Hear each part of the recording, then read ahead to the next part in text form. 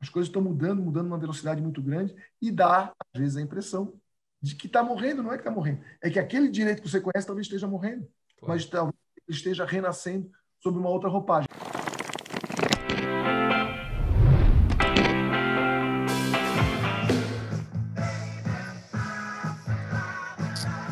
Professor Juju, no final dos anos 70, a banda Toto lançava seu disco de estreia. Depois disso, vários outros e muito sucesso. Aliás, a banda Toto, uma banda formada por músicos de estúdio, professor. Músicos que eram muito bons, aliás, alguns deles ainda estão por aí, muito bons, que serviam inclusive de banda de apoio para outros grandes artistas da década de 70 e 80. Aliás, você que está em casa aí e não conhece o trabalho do Toto, coloca aí no YouTube Toto 2013, um show na Polônia, aniversário de 35 anos, vale muito a pena. E, professor Juju, devo lhe confessar, essa introdução hoje vai em homenagem ao Pertile Pai, o seu Gelson, que é a audiência cativa aqui do canal e gosta muito de Toto. Volta e meia eu chego lá para tomar um café com ele, ele está ouvindo Toto e assistindo DVDs do Toto. E o senhor, professor Juju, escutou muito Toto nos anos 80? Olha, eu escutei muito, acho que todos os filmes de sessão da tarde dos anos 70, quando eu era criança, tinha alguma trilha sonora do Toto. Então, um abraço aqui para o seu Gelson. Seu Gelson é um sujeito de muito bom gosto. É Parabéns. verdade, Boa é entrada. verdade. Professor Ju, hoje estamos em alto nível, hein? Temos um convidado bastante especial, assim como tem sido o nosso histórico aqui no programa, quando a gente idealizou isso tudo. Professor Juju, só entre nós aqui, o nosso convidado ainda não está escutando. O senhor imaginava receber tanta gente boa, professor, e discutir tanta coisa interessante aqui? Eu estou me sentindo um cara super importante aqui, porque não é todo momento que a gente recebe um presidente aqui. Né? Então, poxa, Então, uma coisa bem republicana. Apresente o nosso convidado de hoje, então. Bom, estamos aqui na frente de um presidente da OAB, aqui catarinense, da minha geração. Eu brinco, porque o número da minha OAB é 12.030 e é muito parecida com a do presidente, que é 12.003. Nós pegamos a carteira no mesmo momento e eu fico muito feliz de estar aqui na frente do Rafael Orne. Eu posso dizer que é um presidente da OAB catarinense, talvez o primeiro presidente rock and roll que nós temos, e com certeza ele vai dizer por que ele gosta tanto de rock and roll, e claro, que o direito é uma paixão da vida dele. Então tá, Rafael Orne, seja muito bem-vindo. Eu que agradeço o convite. Obrigado, Marcelo. Obrigado, Juliano. O Juliano, na verdade, além de ser da mesma geração, é um baita de um parceiro. Na verdade, estamos juntos na gestão da OAB. Juliano é diretor da Escola Superior de Advocacia. Eu só tenho aí a agradecer, não tinha como recusar um convite como esse, não apenas para falar com um amigo, mas também com alguém que tem feito parte dessa história, dessa gestão de OAB, uma gestão rock and roll, digamos assim, uma gestão que tem buscado fazer a diferença, buscado inovar, e inovação, a palavra da hora, tendo em vista que nós estamos vivendo um momento tão peculiar. É um momento um pouco triste, que nós temos, nos obrigamos a estar aqui em locais diferentes para bater um papo, mas também um momento de superação e de transformação digital. E esse momento de transformação digital, nós estamos participando junto, e eu acho que essa geração nossa tem encampado, está à frente dessa transformação, tem sido muito legal. Então, só quero agradecer e dizer que é uma satisfação enorme, Marcelo e Juliano, estar aqui com vocês, batendo um papo sobre duas coisas que eu adoro, direito e rock. Então, professor Juju, por favor, para que a gente possa encaminhar o nosso papo, o senhor faça as honras da casa. Rafael Orne, esse novo direito que dizem, um direito do século XXI, um direito digital, um direito com a inteligência artificial, aquele direito do século XX não é mais esse direito do século XXI, a advocacia também. O que tu entendes, nessas evoluções? Bem, eu diria assim, que o direito ele está em constante transformação. Acho que nós estamos pegando uma velocidade maior da transformação do que outrora. Se nós fizermos uma retrospectiva aqui sobre o direito no Brasil, o exercício da advocacia no país, até 1824, a primeira Constituição, ou 1827, com a criação dos novos cursos, primeiro curso de direito em São Paulo e Olinda, nós nem tinha a advocacia, qualquer um podia exercer, era só você saber ler e escrever. No Brasil colonial, você sabia ler e escrever, tinha uma boa oratória, você já era advogado, que é a profissão da advocacia milenar, Você ter a capacidade de representar alguém em em qualquer local. E aí, a partir de então, se nós verificarmos, o direito e a advocacia, ela tinha uma função muito aristocrática, né? Fizemos até uma analogia com a Revolução Francesa.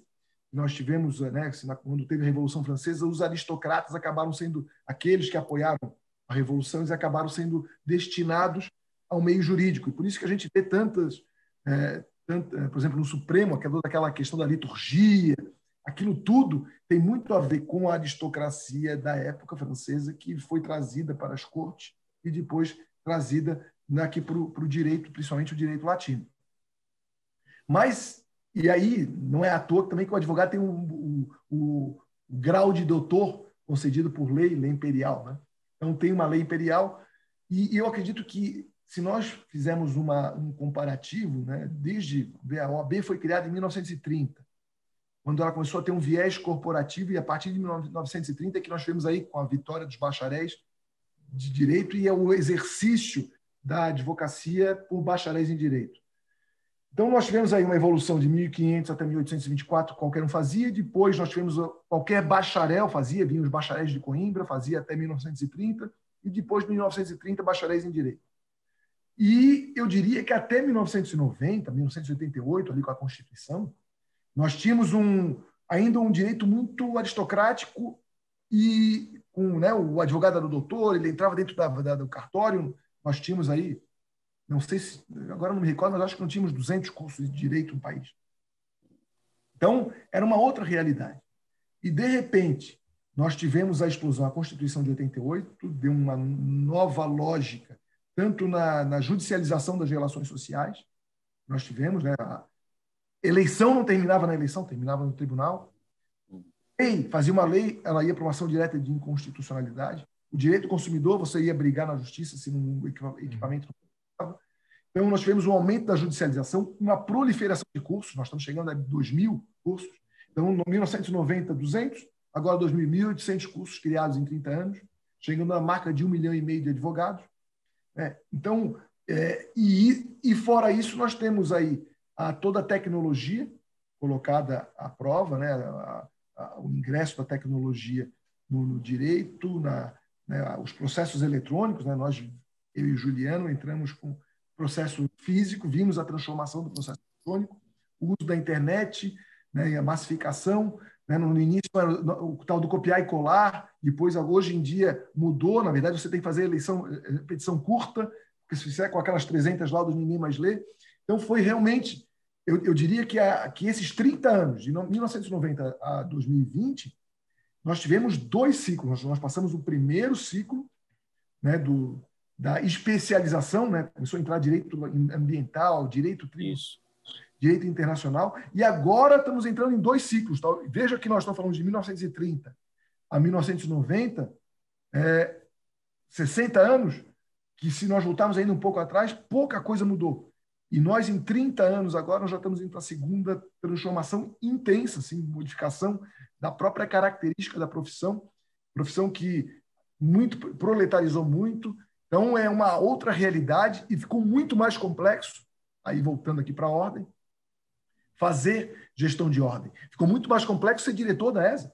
Antes nós tínhamos um diretor-geral, hoje nós temos 10 diretores na Escola Superior de Advocacia. Então, tudo isso, né, nós estamos aí falando aí num curto espaço de tempo que tem exigido de todos os operadores do direito, de todos aqueles que fazem parte do mundo do direito, um nível de imersão a nível de conhecimento que parece que nós estamos sempre atrás, você parece estar sempre desatualizado, né? Você coisa nova, toda hora surge algo novo. Então, eu diria assim, não é que o direito não morreu, é que o direito está morrendo, ressuscitando numa velocidade tão grande que aquilo direito que nós conhecíamos talvez tenha morrido, mas ressuscitou, morreu e já ressuscitou. Então, parece que ele está... Eu diria que é o efeito da transformação, né? Então, é você que mudou, sabe? As coisas estão mudando numa velocidade muito grande e dá, às vezes, a impressão de que está morrendo. Não é que está morrendo, é que aquele direito que você conhece talvez esteja morrendo, claro, mas talvez esteja renascendo sob uma outra roupagem. Se é melhor ou pior, isso eu acho que o tempo vai dizer. Rafael, o Brasil é um país que tem tradições aí de rupturas democráticas, rupturas institucionais. Tivemos um passado não muito distante de ditadura militar, onde liberdades de expressões, inclusive o exercício da advocacia, eram bastante perseguidos. Hoje, nós temos um cenário no qual há, inclusive, vamos dizer aí ou pelo menos no ano passado, né, um pé de guerra entre o representante do Executivo Federal e o presidente da OAB. Queria te colocar duas questões. A primeira, tu, enquanto um presidente de OAB, o que tu poderias dizer para quem está nos assistindo sobre o papel da OAB na preservação das garantias, na preservação da liberdade, da democracia, do Estado republicano, e também já falar um pouquinho do momento que a gente vive e sobre essa relação conturbada entre a OAB Nacional e o senhor presidente da República? Eu acredito que o papel da OAB ele se resume no artigo 44 do Estatuto da OAB, que é a lei federal. Ela tem a representatividade da advocacia, como qualquer órgão de classe, e como um órgão de classe nós temos ainda a representatividade da advocacia, geralmente se confunde com o próprio exercício da cidadania. O advogado ele representa um cidadão, então toda vez que você impossibilita o exercício da advocacia, você impossibilita um cidadão de ter a plenitude dos seus direitos. Então, tem isso. E tem um outro papel, que é o papel da ordem como mantenedora da democracia, do Estado democrático de direito. E muitas vezes esse papel ele acaba sendo contra-majoritário, porque nem sempre a maioria da população está disposta a defender a democracia, e isso às vezes acontece principalmente no momento de grande transformação, de intensidade de transformação, que é o momento que nós vivemos. E a OAB tem de fazer os seus alertas, né, dos riscos que isso pode gerar para todos, né, e muitas vezes você acaba não, né, e é normal, principalmente o cidadão que não tem a formação jurídica, ele acaba sendo seduzido pelo canto da sereia, pelo discurso fácil, e isso acaba muitas vezes colocando a OAB nessa posição contra-majoritária, né, de colocar muitas vezes uma opinião contrária ao executivo, ao legislativo, ao judiciário, né? Mas eu acredito que isso é um papel que sempre coube à ordem e vai ser eternamente o papel de fiscal da lei, de tentar observar, de participar do processo legislativo, da interlocução com o executivo, e talvez por isso que no momento atual seja talvez tão, né, ainda mais com uma pandemia, seja tão difícil hoje exercer o papel de presidente da OAB. Né? Quanto à questão da relação entre o presidente nacional da OAB e o presidente do executivo, né, os dois presidentes, eu acredito que, me parece que já havia uma rusga do passado, não é agora, uma rusga anterior, e coincidiu que ambos acabaram sendo eleitos, e algo até, hoje, até recentemente eu tenho visto muito pouco, tá? Eu vou te dizer do início, talvez no início, né, do mandato, ambos iniciando, né, com toda aquele vigor, aquela vontade, e talvez com um pouco com pouca cautela na fala e na expressão, acabavam criando um antagonismo que em nada ajuda nem a advocacia, nem o país. Me parece que todos os antagonismos devem ser no campo da ideia, com respeito, com toda o respeito às opiniões contrárias. Eu acho que a democracia vive disso, do respeito à opinião contrária, de colocar sempre de uma forma em que não se oponham os donos das ideias, mas apenas as ideias. O diálogo institucional ele é essencial, porque há momentos em que haverá convergência, né? E houve convergência, veja agora, na indicação do ministro do Supremo Tribunal Federal, em que a Ordem dos Advogados apoiou plenamente o nome escolhido pelo presidente da República, com elogios, inclusive, à indicação. Há momentos de convergência e haverá momentos de divergência. E essa compreensão precisa ser muito madura. E hoje, no momento que nós vivemos, que os radicais, né, tem um livro do Giuliano Empoli, Engenheiro do Caos, em que ele trata muito bem que as pessoas hoje eles gostam do radical, daquilo que antagoniza no extremo. É aquilo que traz mais curtidas na internet, aquilo que traz mais likes e mais engajamento. Sim. E muitas vezes todas essas opiniões extremas elas têm um conteúdo de inverdade, e aí vem o nome fake news, mas elas acabam seduzindo. Eu acho que voltar para o centro, para o equilíbrio, ele sempre nos trouxe muito mais benefícios a longo prazo do que o antagonismo radical. Uhum. Rafael, especificamente em relação aos advogados que hoje reclamam muito de um processo de perseguição e criminalização da advocacia.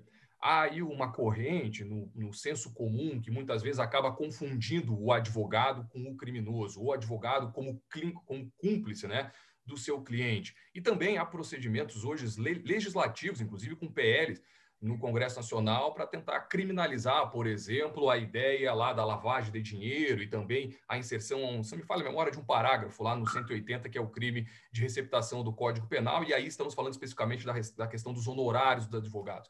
Como é que tu, enquanto um presidente de OAB, vê esses processos de criminalização da função, da profissão do advogado? Bem, nesta gestão nós tivemos uma grande vitória, que foi a criminalização da violação de prerrogativas. Sim. Foi ano passado uma aprovação no âmbito do Congresso Nacional, uma mobilização muito grande do sistema OAB como um todo, né? Nós tivemos com os senadores catarinenses, com os deputados catarinenses, inclusive nós fizemos uma reunião com todos os parlamentares federais, inclusive demos uma moção a todos aqueles que se posicionaram a favor das prerrogativas. A ordem homenageou aqueles parlamentares que entenderam, compreenderam a importância desse projeto, que, ao nosso sentir, foi inovador. Né? E nós temos uma preocupação muito grande com a criminalização, porque o advogado, ele quem faz o direito de defesa, ele não pode temer o Estado. Claro que nós vamos abominar, nós temos, só nos últimos 5 anos, foram mais de 15 exclusões, nós tivemos 2 exclusões de advogados na sessão do Conselho passado, há 2 semanas atrás. 2 advogados foram excluídos pelo Conselho Pleno da OAB. Nós temos mais de 500, 600 suspensões nos últimos 5 anos. Sim. Então, nós temos para cortar na própria carne, garantir a ética disciplinar dentro da profissão, mas é uma dicotomia. Nós fiscalizamos, punimos, mas vamos defender, porque os bons advogados não podem ser punidos pelos maus. E o cidadão tem de ter um advogado que tenha todas as prerrogativas, todas as garantias, para que ele possa ir numa delegacia e possa ir num tribunal, Supremo Tribunal Federal, com as suas garantias de advogado, ir lá sustentar, sem medo de represália, claro. E ter um órgão como a OAB capaz de, eventualmente, numa represália, ter a força de estar ali fazendo a interlocução e, inclusive, o embate institucional. Isso aí. Rafael Orne, um papel interessante que me chama a atenção é da advogada catarinense, né? A advocacia sempre foi uma atividade muito masculina durante muitos, muitos anos. Temos um exemplo aqui da advogada, nossa colega Ana Blasi, que defendeu a vice-governadora, agora atual governadora do estado de Santa Catarina, interinamente. A nossa OAB catarinense abriu mais espaços para a advogada. Será que teremos, em breve, uma candidata, quem sabe até uma presidente, mulher, advogada, em Santa Catarina? Uma presidenta, professor? Presidenta, uma presidenta. Essa é uma tendência natural. Né? Nós temos hoje, acho que dá, se eu não me engano, 51% dos profissionais são advogados e 49% são advogadas. O maior ingresso, ou seja, está fechando, né, eu diria, como é que a gente diz na pesquisa eleitoral, a boca de jacaré. Né? Boca de jacaré. Então, é uma tendência natural. Nós temos grandes advogados. Nós tivemos nessa gestão a primeira mulher a exercer a presidência da seccional, né? A nossa diretora, Luciane Mortari. Nós nos licenciamos para que ela pudesse exercer a presidência da seccional de Santa Catarina. Temos uma presidente da Caixa de Assistência dos Advogados. Temos, que é a doutora Cláudia Prudêncio, a Luciane Mortari como presidente em exercício. Temos a maior subseção e a segunda maior subseção, Joinville e Blumenau, exercida por mulheres, doutora Maria de Lourdes em Joinville e Maria Terezinha Hermes em Blumenau, ou seja, as 2 maiores subseções de Santa Catarina têm mulheres. Nós temos mais de 30% de mulheres no nosso Conselho Estadual, que é o maior número de mulheres até hoje da história da OAB. Temos mais de 30% de mulheres na presidência das comissões, 2 conselheiras federais, a doutora Sandra Krieger e a doutora Sabine Miller. Então, me parece que é algo natural. E o espaço que as mulheres têm conquistado aqui em Santa Catarina, até porque o nosso maior herói do Estado catarinense é uma mulher. Anitta Garibaldi. Então, para nós, Catarina, é muito natural, não tem? Eu sei, o crescimento feminino, a expansão feminina no estado que tem como o seu maior herói, um estado que tem um nome feminino, Santa Catarina, que tem a grande heroína, Anitta Garibaldi, né, como a maior representante do estado, eu não tenho a menor sombra de dúvida que vai ser natural. Então, não tenho dúvida alguma, e o protagonismo da advocacia feminina tem sido enorme. As mulheres têm participado, né? A Comissão de Defesa das Prerrogativas da Advocacia Catarinense é uma mulher, a doutora Caroline Rasmussen. Ou seja, se um advogado hoje precisa defender suas prerrogativas, ele vai tratar uma mulher. A minha chefe de gabinete é uma mulher, procuradora-geral da OAB é mulher, coordenadora da comunicação mulher. Então, a minha assessora especial da presidência é mulher.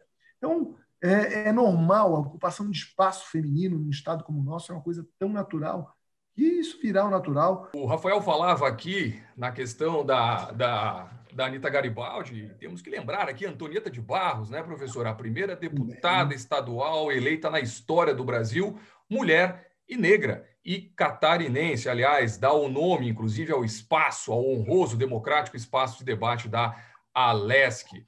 Dentro disso, já aproveitando o recorte que o professor Juju fez, Rafael, eu queria te fazer uma pergunta que, inclusive, eu acho que é endereçada e muito interessa aos advogados e advogadas aqui de Santa Catarina. Hoje, tu, enquanto presidente da OAB, aqui do nosso estado, qual é o principal problema, a principal dificuldade? Qual é o teu foco hoje de atuação para tentar melhorar a vida, o dia a dia profissional dos advogados e advogadas? Assim, Marcelo, eu estou no sistema OAB há muito tempo. Desde que eu ingressei, saí da faculdade, eu participo das atividades de ordem. Comecei na Caixa de Assistência dos Advogados, depois fui presidente de comissão, depois tive a oportunidade de ser conselheiro, diretor, presidente da Comissão Nacional depois, e até chegar ao cargo de presidente da OAB. A OAB sempre teve muitos desafios e o advogado, por incrível que pareça, ele, aqui em Santa Catarina, como a OAB sempre teve um grande protagonismo, ele acabou, e principalmente quem só exerce em Santa Catarina e não exerce em outros estados, então ele não consegue fazer tanto o comparativo entre o papel das ordens e a estrutura que as ordens têm. Por exemplo, nós temos 227 salas de apoio espalhadas no estado, no fórum, delegacia. Isso não existe em outros estados da federação. Uhum. A ordem sempre foi muito presente. Porém, quando ela se torna uma rotina, é normal, o ser humano ele passa a fazer parte da vida dele, a presença da OAB, e ele talvez até diminua o grau de importância em relação à instituição. E isso aconteceu, e aconteceu até o primeiro ano, até acontecer a pandemia. O que eu notei, porque o advogado seja o mais experiente, ele que está acostumado a ter interlocução constante com todos os desembargadores e todos os ministros do STJ, até aqui ele está começando a profissão, ele sentiu a presença da ordem. Por quê? Primeiro, para suspender os prazos naquele início de pandemia. Sim. Foi a ordem que foi lá atrás suspender os prazos. Para exercer a advocacia nos tribunais, porque você não podia ter o contato presencial. Foi a OAB, e eu participei de inúmeras reuniões, como tenho participado com as direções dos tribunais, foi a OAB que garantiu a sustentação oral presencial em tempo real do escritório. Algo que não existia até um tempo atrás, e era um pleito da nossa OAB Santa Catarina, no TRF da 4ª Região, que nós havíamos feito já antes da pandemia. E isso se tornou realidade. Os tribunais queriam que o advogado fizesse a sustentação oral por uma gravação e mandasse para as assessorias. Chegou a ter resolução nesse sentido. Nós fomos lá, conseguimos reverter, inclusive, houve um habeas corpus no âmbito do STJ, revertemos nas resoluções, garantimos em todos os tribunais a sustentação oral em tempo real. Os julgamentos virtuais, quando o advogado fazia oposição, saía da pauta. Então, são movimentos que a ordem fez, as audiências virtuais, que elas tinham de ser feitas aqui, mas nem todos, você tinha que depor, trazer uma testemunha, a incomunicabilidade da testemunha, qual é a segurança da produção da prova que nós teríamos. A ordem teve que entrar com mandados de segurança para garantir essa mudança de paradigma. E o atendimento, né, que nós tínhamos uma dificuldade gigantesca de atendimento, nós conseguimos implantar a inédita central de atendimento em primeiro e segundo grau. O advogado digita, tem acesso a qualquer gabinete hoje, através de uma central de atendimento feita a pedido da OAB. Né? Nós tínhamos os alvarás, nós conseguimos a prioridade dos alvarás, o recorde de expedição de alvarás da história do Poder Judiciário ocorreu a pedido da OAB nesse período de pandemia. Mais de 100 mil e mais de 1 bilhão liberados. Então, nós tivemos um nível de interlocução com o tribunal, com os tribunais de Justiça de Santa Catarina, TRF da 4ª, TRT 12, né, reuniões que talvez fossem mensais, elas passaram a ser semanais, em alguns casos 2 vezes por semana, as reuniões, né, então, com todos esses tribunais, e a presença da OAB se tornou uma realidade, tanto que eu me recordo no início da gestão, para que existe a OAB? Hoje, eu confesso, acompanhamos nas redes sociais, essa pergunta não existe. Nós tínhamos um desafio gigantesco, que era fazer o judiciário voltar para o presencial naquilo que ele não funcionou, naquilo que funcionou, nossos aplausos, mas aquilo que não funcionou, audiência de instrução. A audiência de instrução, a testemunha tem que estar no Poder Judiciário. Nós conseguimos aí, nós temos as salas, nós visitamos as salas da Justiça Federal, equipadas com acrílico, na Justiça Estadual, idem, na Justiça Trabalhista estamos cobrando a volta das audiências mistas. Eu diria que tem sido desafiador. Este ano foi um ano de muito, muito trabalho dentro da ordem, muito, porque para atender as demandas que apareciam em casos urgentes, nós estamos falando hoje resolvidas essas situações, parece que foi fácil, mas não é fácil. Quem conhece, você sabe, você tem que fazer uma interlocução, você tem que requerer. Para ter ideia, nós estamos aí com um ofício desse ano, número 1.200. Na gestão passada, nós terminamos aí um ano, a média de ofício era 600. Até então, nós estamos com 1.200, vamos chegar, ou seja, foi o número de requerimentos que a OAB teve de fazer para o efeito de garantir o pleno exercício da advocacia. Rafael, a OAB Nacional ingressou com uma DPF no Supremo Tribunal Federal em razão do interesse de fazer a suspensão de novos cursos de direito no Brasil. Essa DPF foi, inclusive, rejeitada. Mas eu queria que tu falasse um pouquinho para aqueles que nos escutam e trabalham com o ensino do direito aqui em Santa Catarina. Como é que a OAB catarinense vê essa questão do ensino jurídico? Assim, existe um dispositivo constitucional, acho que é o artigo 202, se eu não me engano, da Constituição, que prevê a qualidade, a obrigação de ter qualidade no ensino jurídico. Ou seja, oferecer ensino com qualidade é uma obrigação constitucional. E o Estado, ele pode oferecer isso de 2 formas. Ou ele próprio, ou através do ensino privado. Quando é ele próprio, ele mesmo tem que fazer e trabalhar para que o ensino chegue com qualidade através da sua própria estrutura. Quando é privado, tem a obrigação de fiscalizar e garantir. Infelizmente, e não sou eu quem estou dizendo, é o próprio Estado, através do próprio Tribunal de Contas da União, que fiscaliza os cursos de direito, chegou à conclusão de que ele, Estado, através do Poder Executivo, não está fornecendo ensino de qualidade. E essa é uma constatação que o próprio Estado fez. Ou seja, o Estado diz, olha, eu, Estado, estou cometendo um estelionato educacional. É uma frase, e é simples. Por quê? Porque eu estou autorizando cursos sem qualidade. Ele, Estado, ou seja, nós temos publicamente o Estado confessando que, através das suas estruturas estatais, que ele não cumpre uma obrigação constitucional. Diante dessa situação, né, o exame de ordem é hoje um mal necessário. Por quê? Porque a opinião da OAB sobre o ensino jurídico ela tem sido desprezada ao longo do tempo, infelizmente, e esse desprezo gerou hoje um mar de bacharéis, 4 milhões de bacharéis, se não me engano, estão aí hoje enganados pelo Estado e que muitas vezes culpam a própria OAB, quando, na verdade, a OAB é tão vítima quanto estes bacharéis, que foram ludibriados por uma ação ou uma omissão estatal. Uma ação se autorizou sem que houvesse qualidade. E por uma omissão pela falta de condições de fiscalização, pela falta de fiscalização. Então, esse é o quadro hoje do ensino jurídico no país. Então, nós temos a Comissão de Educação Jurídica, né, que participa, né, o professor Pilau, que é o presidente da Comissão de Educação Jurídica aqui no Estado, a professora Helena Pizzica, que participa da Comissão Nacional de Ensino Jurídico, que tem feito um trabalho gigantesco. Né? Recentemente, nós conseguimos suspender os cursos EAD da PUC de Minas Gerais, através de uma ação, um requerimento administrativo junto ao Ministério da Educação, que iria criar mais milhares de vagas. Então, nós temos aí realmente um cenário muito preocupante, porque a falta de qualidade do ensino jurídico acaba trazendo malefício para o próprio cidadão, para a sociedade. precisa defender os seus direitos e acaba não os defendendo com a qualidade justamente pela má formação. Professor Juju, ter um presidente de OAB aqui dá caldo para muita coisa, professor. Poderíamos ficar aqui até amanhã, né? Mas temos que avançar, infelizmente. Então, vamos passar para essa segunda parte. Eu queria que o senhor encaminhasse também essa questão com o Rafael. Professor, nós temos aqui talvez um presidente de OAB, um frontman de uma grande banda de rock and roll. Tu, como um fã de rock and roll, o que tu pode dizer nessa ligação que a gente pode fazer, então, do rock com o direito e essa pitada, esse tempero de lutar pelo direito? O rock and roll brasileiro, aí nós tivemos aí vários, né? Nosso Raul, né? Quantas letras aí nós tivemos aí de rock, quantas melodias buscando quebrar barreiras do preconceito, em prol da liberdade, do direito de expressar sua opinião. Camufladas na época da ditadura, né, Rafael? Exato.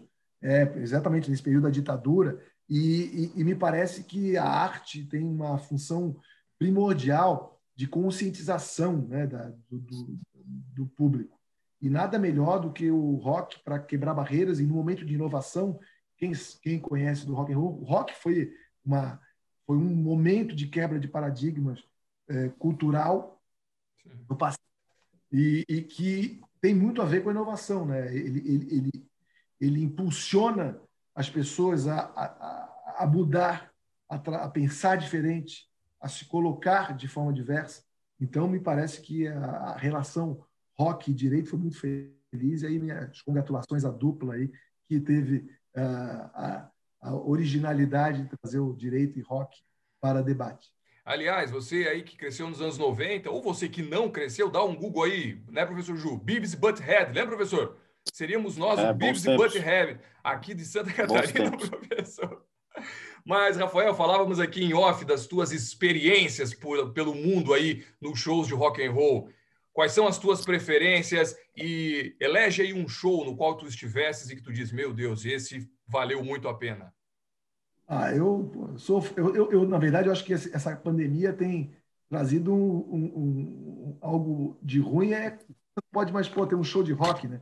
Eu tenho vários shows, assim, tem um antológico, o AC/DC, no estádio do River Plate em Buenos Aires, para mim foi... Tu estivesse na gravação, então, do DVD. Exatamente. Isso virou DVD. Exatamente. Do Thunderstruck, eu fui com a minha esposa também é roqueira, só que não é advogada, arquiteta, mas eu me recordo do Thunderstruck porque nós estávamos no meio da turma e o estádio, você tinha que pular, então a música ela foi pulando, então ela se abraçou em mim e nós fomos pulando, acompanhando o salto da música, né? Então, sensacional. Foi um baita do show. Aliás, Gui, pega um pedacinho do AC/DC, do River Plate, coloca aqui pra gente.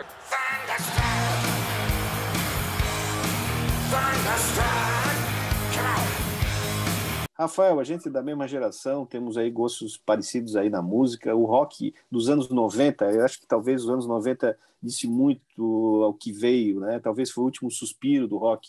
A gente teve aí Nirvana, a gente tem Red Hot Chili Peppers, mesmo falou do Guns N' Roses, né? Gostaria de saber, então, como um presidente, um frontman aí de uma grande banda que é a nossa OAB, e um presidente roqueiro, o que os anos 90 no rock representou para ti lá com 18 anos, 20 anos, né? Bem, eu, fã, né? Eu fui no show do Guns N' Roses em São Paulo, na época do Axl Rose, no auge dele. Então, naquela época que você era fãzão, tinha 16 anos, 15 anos, pegava o ônibus, lembra? A gente saía com a excursão aqui, Isso. Bebendo na excursão, e depois chegava, bate e volta. E nos anos 90, no começo dos anos 90, o Guns N' Roses era tido como a banda mais perigosa do mundo, né, professor? Exato. Exatamente. Tivemos aí o Rage Against the Machine, né? Claro. Rage Against the Machine, esse aqui também era pauleira, né? Para quem quando estava naqueles dias agitados, o Red Hot, que já tinha aquela o Red Hot eu adoro também, o som que fui no show, no famoso Critical Hall, teve o show do Red Hot, foi sensacional também, o show deles. Tivemos não sei se você recorda daquela época do rock australiano. Sim, Australia Crow. Claro. Spy vs Spy no Bahamas. Esse eu não lembro. Eu Bahamas não fui, mas eu me lembro. Lembra desse aí? Exatamente. Esse aí foi também. Lembro. Poxa, Eu foi lembro clássico. do Australia Crawl no Leak. Isso aí eu lembro. Isso, também foi ótimo também. Mas esse Bahamas foi antológico, porque a gente tinha que encontrar, na época não tinha Google, né? Então nós tínhamos que encontrar como era chegar no Bahamas. Então, foi sensacional. Aliás, depois tivemos aqui também o Man at Work, né, professor Ju? No norte da ilha, né? Toda uma geração australiana aqui teve, e nos anos 90 tiveram por aí, com certeza. Aliás, né, talvez até pela proximidade entre Florianópolis e esse espírito praiano também da Austrália, esse rock australiano pegou muito bem aqui, né?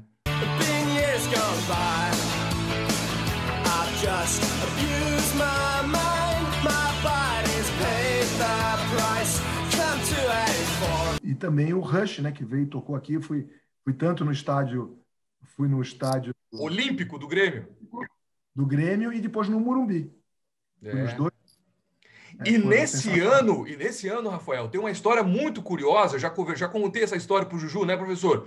O Neil Peart, baterista do Rush, resolveu sair de São Paulo e veio de moto e se perdeu e foi parar numa cidadezinha no oeste catarinense chamada Itapiranga. Essa eu não sabia. Isso está contado por ele num livro que ele escreveu sobre as suas aventuras de moto. E ele diz, olha, nós nos perdemos pelo GPS, fomos parar numa cidade, perguntei o nome e me disseram Itapiranga. Ele diz que gostou muito da cidade e que parecia uma cidade do interior da Áustria. Se sentiu muito bem recebido e depois partiu em direção a Buenos Aires.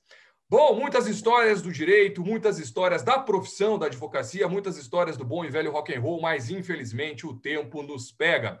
Professor Ju, para a gente terminar, o senhor tem dicas hoje? Bom, tem uma dica aí de filme de advogado, óbvio, nós estamos na frente de um grande advogado, um representante nosso aqui. É aquele filme que todo mundo quis ser, em algum momento, o Kevin Lomax, do Advogado do Diabo, uma interpretação do Keanu Reeves, belíssima, Al Pacino como o Diabo. Então, você que é de uma geração do século XXI, agora, vale a pena você... É o milênio, professor, agora se chama milênio. Então, os milênios, você então que é dos milênios, então, quem sabe, então, vai lá e veja o Advogado do Diabo, que é um baita filme, todo mundo quis ser, em algum momento, o Kevin Lomax. E eu acho que talvez a dica de música também vai Red Hot Chili Peppers, o álbum Blood Sugar Sex Magic Giveaway, que foi um clipe que quando entrou na MTV, eu fiquei embasbacado.